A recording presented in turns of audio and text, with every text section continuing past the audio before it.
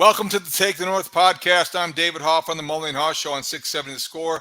Dan Wiederer is from the Chicago Tribune, covers the Bears. Hope everybody had a happy Thanksgiving, the holiday weekend. A little bit awkward for the Bears. They play on Monday night, so they've had a day on, day off, but they have been back at practice, Dan, ready for the Vikings on Monday night.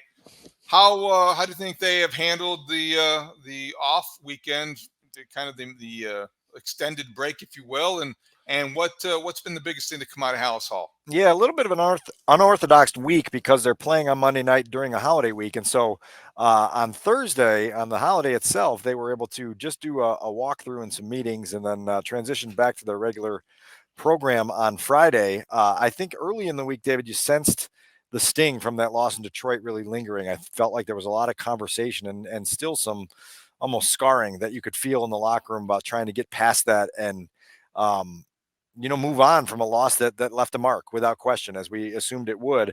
Here on Friday, it felt like there was a little bit more of a positive vibe and that was in the rearview mirror. And now it's about attacking this division game in a way that positions you for success. And so big challenge because you're going up against a defense that flustered you 6 weeks ago. The quarterback's got to be better. The offense has got to be better. And then the defense has to figure out a way in these close games to find their closer, whether it's one player, two players, whatever it may be, you got to find a way to close. A lot of interesting stuff to come out of the interview room at Hallis Hall this week. We'll get to all of it, the highlights, right after we start this with our opening drive. It's time for the opening drive. So, Dan, Justin Fields was, I thought, I think he expansive is probably the best word. It seemed like he talked a little bit. He was willing to go into some explanations about some things that happened against the Lions. Obviously, he's coming off a very good individual game. The team hasn't won, and they didn't win that game, a tough loss. But it's interesting to me how he has been pretty good after the defeat, even though everybody, in Chicago is like, oh boy, the Bears are 3-8, and they're staring at, another season and what's going to be next for Matt Eberflus. Justin Fields has handled himself like, okay, he understands how bad things are, but not all that negative. Well, we talk about finishing strong in games. I think it also applies to finishing strong in a season. And so I think Justin understands the stakes, both for himself and the team, of what's ahead here. Obviously starting with the Lions game in his return and then progressing through these final 6 games. The bye week comes right after the Monday night game. So you'll have a chance to reset a little bit there and then try to really close in a way that is strong. And look, I think it was kind of universal in this building that there was a lot of energy that Justin's performance against the Lions provided. It was really good in a lot of different ways. And so you're looking to build on that, and all this is about building, about climbing. The quarterback, I think, senses an opportunity to do just that. I thought it was most interesting to me the way that he talked about the Tyler Scott play, the miss, the fact that I don't know if it was technically a drop, if it went down as a drop, but I think it was a play that everyone feels like Tyler Scott could have made, will make it one day, but it was not because of Justin Fields in the throw that it didn't work. And I thought that when asked about would he go back to him again, his philosophy about going to receivers and expecting them to do their jobs as long as he does his was, I thought, and maybe he's always felt this way, and that's what always made him a good quarterback. But in the midst of all the losing and the culture that we always talk about and losing becomes a habit, it was not a defeatist approach. And I thought it was a pretty mature thing to say, you know what, next time I'm going to go to Tyler Scott. And he tried to prop him up publicly and privately. I imagine he's doing the same thing. That's a sign of a good leader. No question about it. And of all the answers that Justin gave to questions on Wednesday, I thought that one was the most impressive because it was an acknowledgement that the play didn't hit the way they wanted it to, but it was also handled in a way where Justin not only vocalized support for a young rookie teammate who's obviously trying to pick himself back up, but also stressed the need for a quarterback to play the play, and sometimes you just have to play every play with confidence that the guys you're playing with are going to do what they are supposed to do. And I think that's a critical step moving forward. Now, look, I think Tyler Scott probably factors into that because this is a kid who's very conscientious, comes to work every day, works his tail off and builds in that belief from the people around him that he's doing all the right things to position himself for success. And sometimes things happen. No one in this building here has called it a drop. everybody has said he misjudged it. And so I think there's an important distinction there where I think they're doing that for a reason to let the rookie know that, look, like, this happens. You're playing receiver for the fourth season in your football life, and there are going to be bumps in the road. And so just figure out what the learning lesson was from that particular instance, which is running through the ball. And as Tyke Tolbert told us on Friday evening, like, Justin throws a really good deep ball. It's very rarely going to be underthrown. So just understand that when you're running your route, run through it. And if it is underthrown, then you adjust to that. But make sure that your default setting is full speed, expect the ball to be out in front of you.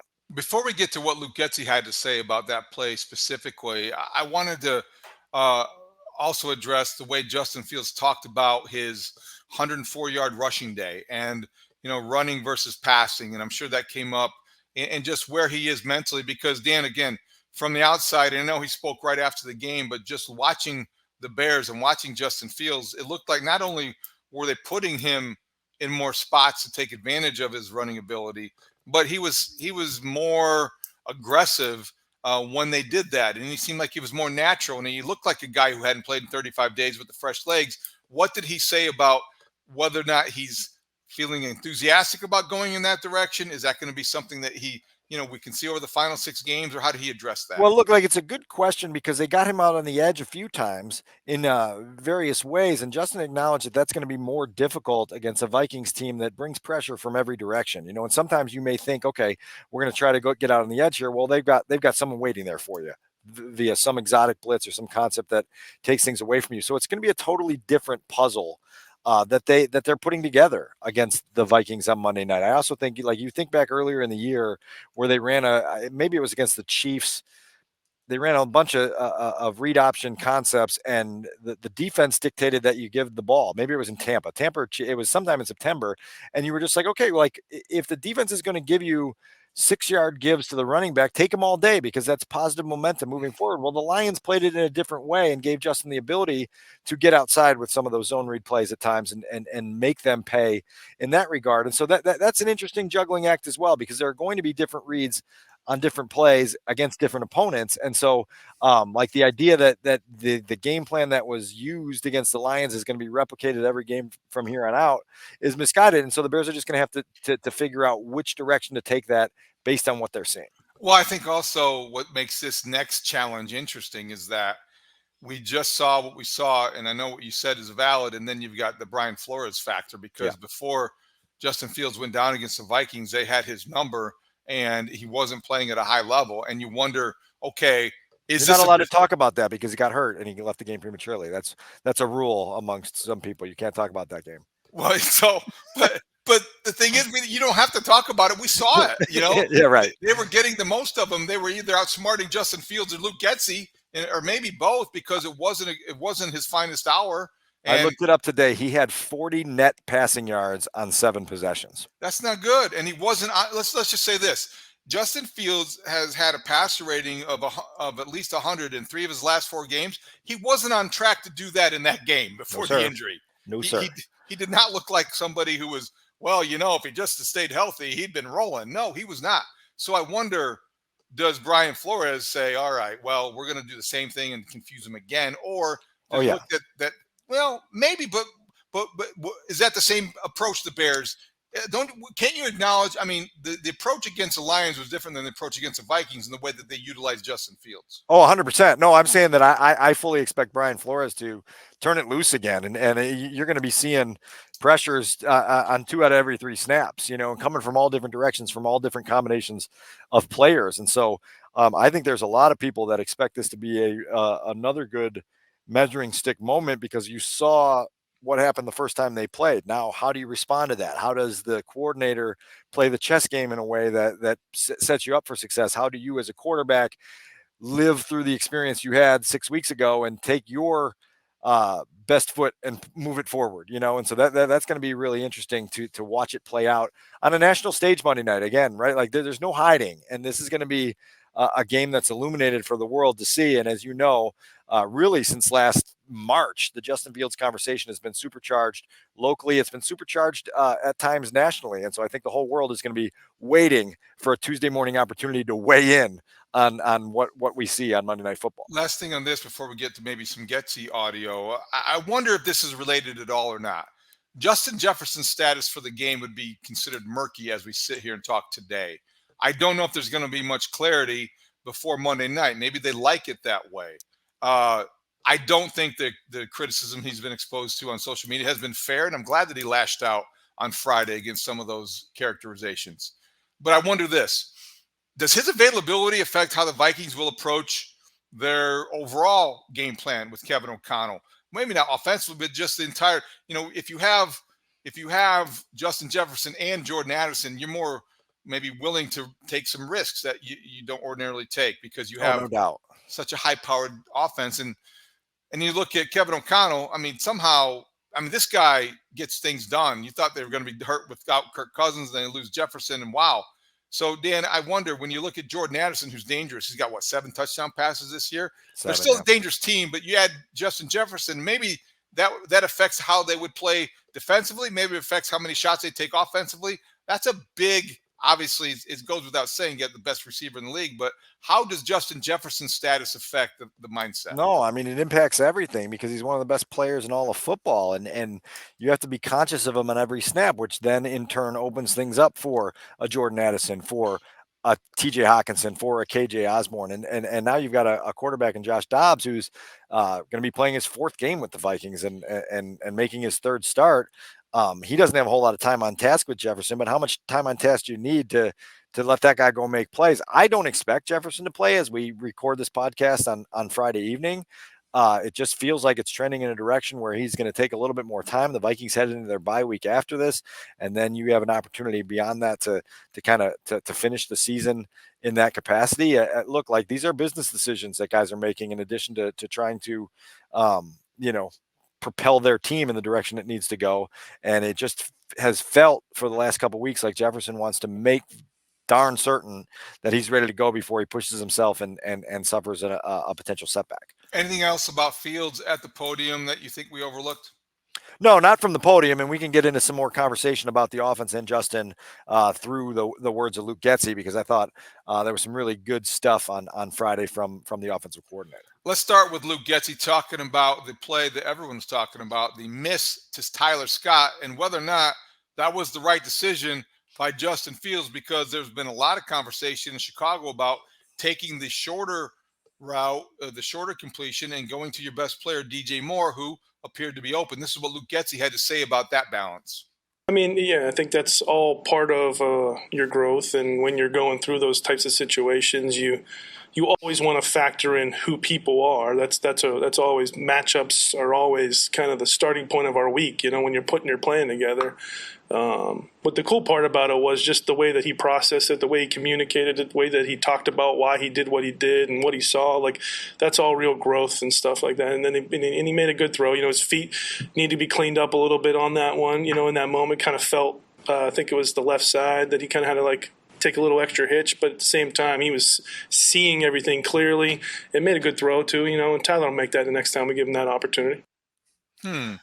I think the seeing it clearly part is significant, because we've talked for months and probably years now about Justin not only seeing it clearly, but processing it fast enough to react properly. And so the opportunity there to diagnose what you're seeing from an opposing defense, to understand what your kind of pecking order is when you get coverage A, B, or C. He gives his receiver a chance to make a play, and he cuts one loose, and the Bears don't call that play unless they trust both Justin and Tyler Scott to execute their part of things, if that's how it materializes. Now, you bring up the point that DJ is coming underneath there, and there's an opportunity to hit your go-to guy in a game's critical moments, even if it's not perfectly unfolding the way you hope. So there is like a multiple choice answer here to this problem. And it is hard to get a feel on, and neither decision is wrong. Neither decision is right necessarily. It's just kind of like, what do you as a quarterback feel and let it go. I do think that you heard a lot of things, whether it's related to that play or some of the things that Justin did as a runner on Sunday in regards to understanding matchups, and understanding where your offense's specific strengths are and trying to utilize those, even if the rules don't necessarily tell you that that's what you should do. I like that he referenced his ability to throw the deep ball, and the fact that he's always been good at that going back to high school, because it implies that he still will have confidence in that, and that's not part of his game where he doubts now. And I think he's right. Coming into the NFL, that was one of his strengths. He certainly put the ball where it belonged, and even though there hasn't been the consistency with his throwing or his accuracy that we'll hope to see over the final 6 games, that's something that I think it sounded like his confidence remains intact. So that was a good explanation from the offensive coordinator, and you like what you had to hear from that. Yeah. So a couple more things from Luke, and one of them for a package I do at Chicago Tribune, which won't be running until game day, the storylines package that I do weekly. I asked Luke to kind of detail his 3 favorite plays from Justin in Sunday's game in Detroit. And I thought it was notable that obviously the touchdown pass to DJ Moore is the obvious choice for everyone, but there were 2 other pass plays. One, his first completion of the game to DJ Moore on a extended play out to the left, where he's got to climb the pocket, then get outside of it after recognizing pressure, and then make an off-platform throw with his body and arm angle off tilted to the left to hit DJ Moore. And then another one in the third quarter where he extends a play and hits DJ Moore. And I think there's been this emphasis that the coaching staff has had, that Justin has had, that we have driven home on this podcast about his need to become more productive as an on-the-move thrower. And there were examples in that game in Detroit where he did that. And so to hear those sort of positively reinforced inside the building for the way that they teach a young quarterback how to be a threat to a defense in both manners, I think is significant. And I think it's something that is going to go a long way toward propelling more of Justin Fields' growth down the stretch of this season. I also liked what Luke Getsy had to say about the read option on the second down that preceded the decision to throw to Tyler Scott, even though I thought it was one of those plays that I said earlier this week and have repeated a couple times, that in one of those cases, when you need Justin Fields, you want the ball in the hands of your best player. Don't give him the option to hand off. But he did address the read option play that came on second down with Khalil Herbert getting the ball after Justin Fields made the read. This is what Getsy sounded like. That's not an exact science. Anytime, and I think in my past and my history of doing this thing in this level and the college level, like there's no exact science to exactly how you tell that quarterback to make the decision on. I think there's plenty of times throughout that game that you would say that if you were coaching it, you would say, why did you keep that? But sometimes it is, who's that person and who are you? And you have to feel what you feel, right? And I think from Justin's standpoint, he made the right decision. We got to execute the rest of the play a lot better next time, and we will. Does Justin have different rules than other quarterbacks on those, just because how special he is with his legs? I wouldn't say like different rules in the sense of like you get to do kind of whatever you want. I think every person has to have a set of standards for what allows them to make that decision to go or not go. So I think that's nothing different that if I was throwing a 20-yard in versus Brett Favre throwing a 20-yard in, right, he's going to have a little bit less window he can fit in between like that besides that. And so like I think that's kind of goes into the same kind of thought process. Like, who am I? Who is that person? What's their body language? Like all that stuff goes into it when you're making those decisions in that split second. I'll say this for Luke Getsy. We may not always agree with him, and certainly you have offensive coordinator of the Bears. That's going to come with the territory. He does explain his decisions thoughtfully once he's had 3.5 days to consider what he's going to say. Oh, a little tack on at the end. No. I mean, maybe that's a little bit of a disclaimer. That's probably an unnecessary jab. But look, I think he would explain it clearly, even if it was Sunday night. When you're going through those things, and that's one of the things I've appreciated, because it's helped me learn the game and learn the Bears through a lens of the people that are operating it. And so that probably factors into some of the things that I say here on this podcast and mold it in. But in this specific topic, I think there's a notable concept here of trying to blend kind of the rules of what you're looking for in a play with your special gifts as a player, and when you can kind of use your special gifts to put some artistry on a play, the give to Herbert, which is what precipitated that question. I said on Sunday evening that I thought it was the right read and the wrong decision, because at that point of the game with how Justin had run against the Lions, I think the read may tell you one thing, but your gut should be like, you know what, screw it. I'm going to go win the game. Like I'm the best player in our offense, and we've got a running back who's had a rough day, and Derek Barnes, this linebacker out here who's playing the play perfectly to take me away, isn't as good as me. And so it's like, Kobe going one-on-one at the end of a game. It may not be the best basketball play, but it's Kobe going one-on-one at the end. So Right. Like figure it out and go that route. And so look, I think a lot of that read option game on Sunday, there were moments where it could go either way. And so a quarterback's got to feel that out. And as you get more experience, you're gonna have a better feel for that. But I thought those were some notable words from the coordinator to give people an understanding of what was called, what was executed, and kind of how he did it. And look, he stood by Justin's decision the way Justin stood by his decision. Speaking of coaches providing some clarity, I thought it was interesting that Jon Hoke, the secondary coach, veteran guy, a friend of the program, obviously explained what happened on the 32-yard touchdown pass to Jameson Williams. And it was a group effort. As I said, it takes a village to blow a touchdown. And I think it starts with Kyler Gordon, then extends to Jalen Johnson, and Eddie Jackson was involved at the end. Yeah, so after you, me, and Studs stumbled through the explanation of that entire play in live action on our last podcast, I felt obligated to give Jon Hoke the microphone and let him kind of talk our audience through exactly what happened on that play. And so here's what the defensive backs coach had to say. I think everybody's got to be just a little bit more aware, a little bit more on the same page, with what part of the field they need to be handling, We had, I know Kyler was there, and Jalen was there, and Eddie was there. Everybody just needs to keep pushing up a little bit higher. As much it's never one guy. So all three of them have to just have awareness and just keep climbing for depth on that one. And just kind of let the flat be the flat. And go tackle that. Yep, keep making them burn clock. Tackle him in bounds, and let's go to the next play.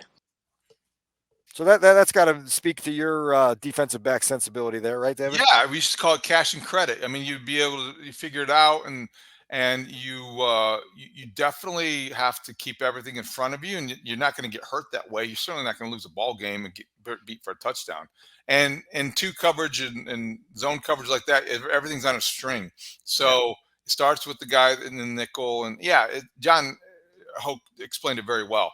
And I don't think he let anybody off the hook. I mean, that's just a coach being accountable based on the coaching points and the teaching points of that defense. And he was very honest and direct about it. And you also talked to him about Jalen Johnson missing the pick six, or he was asked about that. Is that not just the pick six, but the other one, the wayward one that Goff threw in the fourth quarter, where Jalen looked like he had another opportunity for what would have been a win-sealing takeaway, most likely, and couldn't quite get there. I talked to Jalen about that play after talking to Jon Hoke, and he said he just felt like he was trying so hard to get himself under the football with the way it was thrown that he kind of lost the tracking element of the play. Well, here was the back and forth with Jon Hoke about that sequence. So it had good rush, right? Ball came out, kind of a bad ball, and he stuck his foot in the ground and couldn't get an extra step in there just to get just a little bit closer to it so he could catch it cleaner. Is the way it played out to me. Given where he's at, is that a play that he needs to make, just understanding where he wants to go and what you guys need him to be? Absolutely. And he knows that. Nobody's beating themselves up more than he is right now. And I do feel for him because he's working at it. I mean, after practice, the quarterbacks are throwing to him. In pregame, I throw to him. He's working extra on. He knows that's something that he's got to continue to grow as a player, and he's working at it. And he works at it every day. But at the end of the day, you got to make those plays in those moments, and he knows that. He's well aware. At the end of the day, you got to make those plays in those moments. That's the punctuation on all of it, right? That's the Deron Bland lesson. Oh my gosh, the Cowboys cornerback. Every Bears fan had to be watching that on Thanksgiving thinking, 5 pick sixes? David, pick sixes?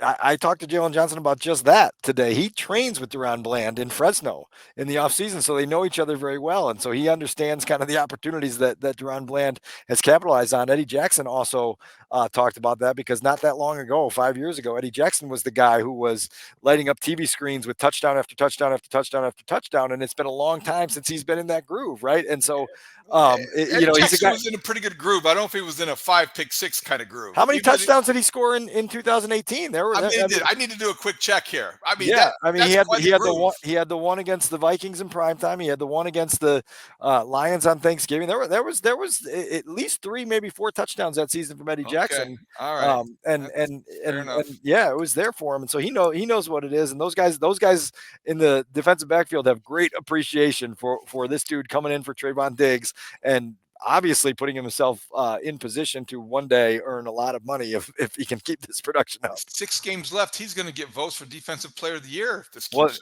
Eddie gave him an endorsement for that today, saying he should be in the conversation, if not the front runner. And Studs gives us the actual 3 touchdowns in 2018, and so I named them all for you. You did. I mean, we remember him well. that was a long time ago. Okay, so let's get into everything you have compiled and distributed in your numbers game this week on ChicagoTribune.com.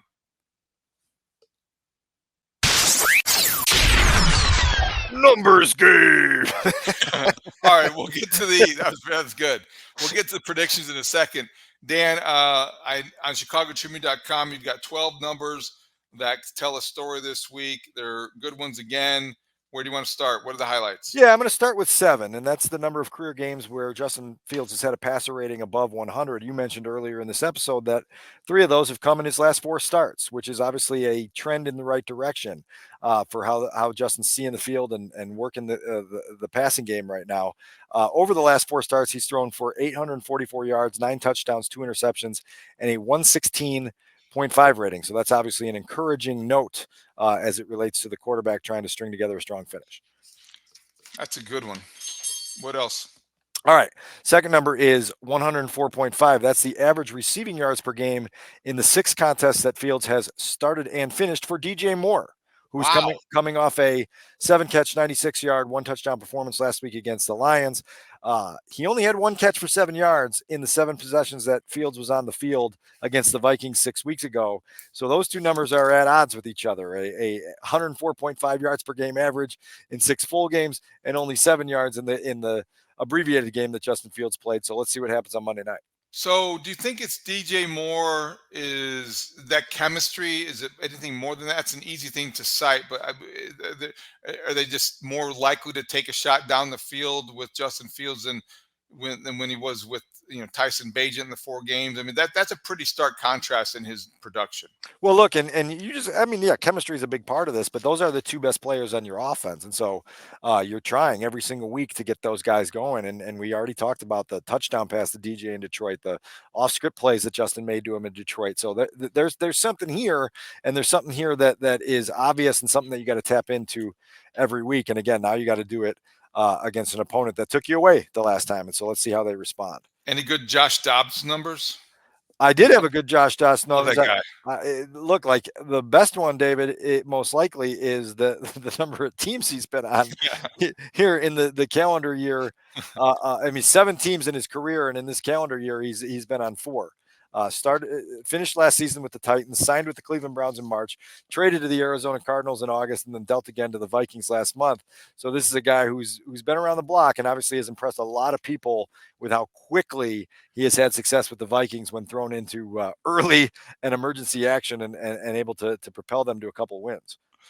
I'm looking at your numbers package now, and I don't mean to pick one that you might be pointing out, but at 43.2%, the Bears' third down conversion rate, that surprises the heck out of me. In a good way, or you thought it was higher? They're 10th in the NFL. Yeah, right. That's surprising to me. I tried to speak to you the other day, and the numbers have changed a little bit since our last podcast, but that ranks them 10th in the NFL, and they're also 4th in rushing offense and 5th in red zone efficiency, which now makes them one of 4 teams to rank in the top 10 across all 3 categories. It had been just the Ravens, the 49ers, and the Bears, while the Eagles have joined that mix after Monday night. That's pretty good company to be in, and that goes to some of the supporting evidence I had in the Luke Getsy is not your boogeyman conversation that we had on Monday, and so that's a notable number.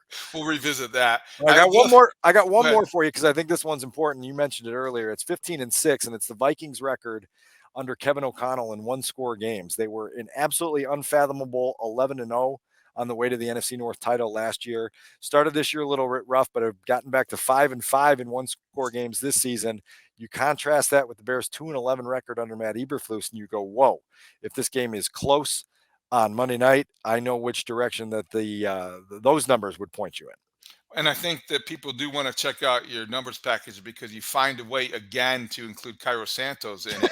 5 made field goals of at least 50 yards this season by Santos, including last week's 53-yarder at Ford Field. He's perfect this season on kicks from 50 yards or longer. I'm surprised that wasn't in the headline, but you did find a way to get Cairo involved. Good for Cairo.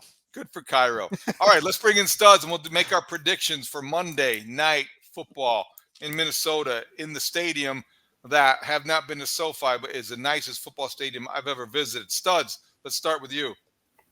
All right, so I had to do a little bit of thinking about this one. I am going to go with the Bears this week, and I think this pick is a lot to do with the fact that I don't think Justin Jefferson's going to play, and I think that the Josh Dobbs thing is kind of on a downhill trend now. You watch him play over the last couple weeks; he's not playing nearly as well, so I expect the Bears defense to have another good day. I think that Justin Fields is going to do better against this Vikings defense the second time around. At least I'm hoping he does. It can't get much worse than he did the last, as you guys were talking about earlier. It was an awful half of football for him and the entire offense. So I'm going to go, let's go Bears. Bears 24, Vikings 19. All right. Interesting. I have the same total and a different result. I have the Vikings 23 and the Bears 20. And look, like I have been searching for reasons to pick the Bears in this game, and they're there. And I think Studs is right that I think that the Josh Dobbs experiment can backfire pretty quickly if they're not careful, and the Bears have a chance to put some heat on them. I think that the Bears are positioned to put their best foot forward like they did against Detroit for 55 minutes. But then I get back to that number that I just gave you. And in a close game, I just feel like the Vikings have more of a track record of finishing off a close game. Rich Campbell used to always talk about the regret factor with picks. If the game went the other way than your prediction, would the next day you be kicking yourself for going, well, yeah, obviously. And so that's where I go with the Vikings, because you just see a game in which it's close. And in the end, the team that has consistently won close games beats the team that has consistently lost close games. That's fair enough. I mean, I'm watching Thanksgiving Day like everybody else in America, and the Packers and the Lions are in a similar situation against the Packers, and they were unable to do what they did to the Bears and come back and beat them in the final moments. There are a lot of reasons for that, but the fact is the Bears being the Packers stayed aggressive. Sorry, what? The Bears being the opponent was probably the biggest one. And I have a hard time just seeing this team doing what it needs to do on the road in an environment. They haven't won the benefit of the doubt. They find ways to lose games. So it's just too hard. 26 and this Vikings defense, right? Like, yeah, the defense is going to be problems. So I think 26-19 is what I have for Vikings over the Bears. 26-19. So we got Studs picking the Bears, and Dan and I going the Vikings, and we'll see how we do next week. All right, let's close things up with our 2-minute drill. The 2-minute drill. The 2-minute drill. Dan, Jordan Addison's a problem. I mentioned the 7 touchdown passes. If Justin Jefferson doesn't play, obviously he'll continue to be the focal point of the Vikings pass offense. If Justin Jefferson does play, I think he's still a problem. How surprised are you the fact that he's made this big of an impact as a rookie? Look, crafty receiver, and that was the word Jalen Johnson used today to describe him. And he benefited early in the year from Justin Jefferson's presence. He was kind of slotting into that Adam Thielen role where you get coverages rolled toward 18 and you've got a chance now to make plays. And he made plays consistently. And then Jefferson left the lineup, and Addison has still been able to produce. So this is a guy who had a lot of promise coming out of Southern Cal last year in the draft and has realized it very quickly. And that's another tribute to Kevin O'Connell and the way they found a way to get him unlocked and to allow him to climb that developmental staircase. The Bears should be so lucky at some point to have a playmaker, particularly on the offensive side of the ball, get going that quickly, that early as a rookie. The last time they played the Vikings at Soldier Field, it surprised me that Kairos Tonga was in the middle of that defensive line for the Vikings. Is he still contributing in a way? And does that surprise you because he's a Bears draft pick? Now he's apparently found a home or resurfaced in the same division. Yeah, and he was there last year as well. And I don't know if surprise is the word. He's a decent player and had some moments with the Bears, and then just became a victim of some changes here, and so that is what it is. But yeah, we'll see Kairos a little bit on Monday night. So we talk a lot about the outside noise, and there's a lot of it in Chicago. This week, Albert Breer said that he wouldn't be surprised if Kevin Warren gets more involved in football decisions, and he wouldn't be surprised if that means the general manager and head coach are both out rather than just the head coach. Peter King didn't exactly sound like Matt Eberflus should lose his contact information for a realtor that helped him maybe buy the house in Lake Forest or Lake Bluff. It sounds like there's a lot of things building, and then you add that to the speculation from Jay Glazer on Fox on Thanksgiving Day that Jim Harbaugh, if he comes to the NFL and makes himself available to NFL general managers and owners, they're not going to care what happened at Michigan with this cheating scandal or whatever. A lot of noise, Dan. Just wondered what stood out to you. Well, I got knots in my stomach as you were describing all of that, because the noise cycle of late December, early to late January in the NFL is hard to deal with at times, because it's a lot of rumor, speculation, informed guesses, and you've got to sort one from the other, and it's not always easy to do. I would say a couple things from my front. I'm sitting inside this building right now, and if those who are watching us on the YouTube channel can see, I'm the last person here in the media room on Black Friday, so I'm giving myself a pat on the back for being the lone survivor here late on Black Friday. But I would say this, that I would be a little bit surprised if Ryan Poles was shown the door, for a couple of reasons, because I know that Kevin Warren has great admiration for the way Ryan goes about his business, for the way he's trying to put together this team. And I also feel like a general manager is usually owed, barring an absolute disaster, the opportunity to pick a quarterback. And sometimes you pick a quarterback and it's the one that's already here, which Phil Emery did when he signed Jay Cutler to the long-term extension, right? That was your chance, right, to put your signature on that position, which is the most important position in the sport. And so I think it's almost owed to a general manager to have the opportunity to, one, pick a quarterback, and number two, to see it through with a couple of draft classes, because this league is all about drafting and developing. And if you're not given the opportunity to do that with your draft classes, well, then it's just there. So that'll be interesting to see it play out. Again, we got a lot of football left. We got 6 games and 7 weeks left. A lot can change. You've been around long enough to know that stories can go in a lot of different directions with the time that's left. And so, yeah, noise is noise for right now, and we're going to have to continue to work through it. And we appreciate you joining us on this sort of unorthodox week of preparation, certainly in podcasting, and listening to the Take the North podcast on your free Odyssey app or wherever you get your podcasts. You can also watch us on the 670 Scores YouTube page, and download, listen, and subscribe. Let us know what you think. Give us some feedback. And we'll be back next week when the Bears and the Vikings, whatever happens in Minnesota, it will be worth your time on Monday Night Football. And we'll be here for every step of the way. 6 weeks left, 6 games left, and a lot to go after that. So thank you for listening to the Take the North podcast. Yeah, one last thing to check out in the Storylines package on Monday morning. I had a chance to visit with Tevin Jenkins for a little while earlier this week, and knocked on wood in his locker stall multiple times, talking about his durability. He's been able to play. Started 7 consecutive games for the first time in his NFL career, played 100% of the snaps in the last 6 of them. He's very proud of the way he's playing, not only staying on the field, but playing well. And if you go back and watch the touchdown pass that Justin Fields threw to DJ Moore, a really alert, athletic play that Tevin Jenkins made to help Larry Borum out, and a diving block to steer Julian Aquara through the top of the pocket and get him away from Justin Fields. Chris Morgan, the offensive line coach, called that a tremendous football play and said there's more of those every week showing up on Tevin's film. So that's another guy that could be important in this team's. And that was on the left side, after all the worrying conversation about, well, how's he going to be? That was on the left side, making that kind of athletic play. If he stays on the field, he's going to be a factor for years to come. The Bears, you're right, that might be something to keep an eye on long term because of the contract realities he'll face at the end of the I've season. been as hard as on Tevin as anyone, and even voted him at the start of the year. Predicted him to be the most disappointing player on the roster because he was starting the year on IR. So it was nice to visit with him and see, kind of, again, knocking on wood, that he is climbing that staircase and answering the biggest knock on him, which is that durability. Good stuff. Look for that in Monday's ChicagoTribune.com or Sunday's ChicagoTribune.com, or heck, go out and buy the hard copy. That would be great to see. Remember those? They deliver those in some driveway still around the Chicagoland area. The Chicago Tribune on your Sunday edition. It's worth your time and your money. Yeah, it should be a good trip up to Minneapolis as well. Another primetime game. Hopefully our last one of the year. I don't know if anything's going to get changed with that Browns game in mid-December, but this could be our last late night Bears game. For Adam Szynski and Dan Wiederer, I'm David Haugh. Thank you for listening to the Take the North podcast. Talk to you next time. See you out there.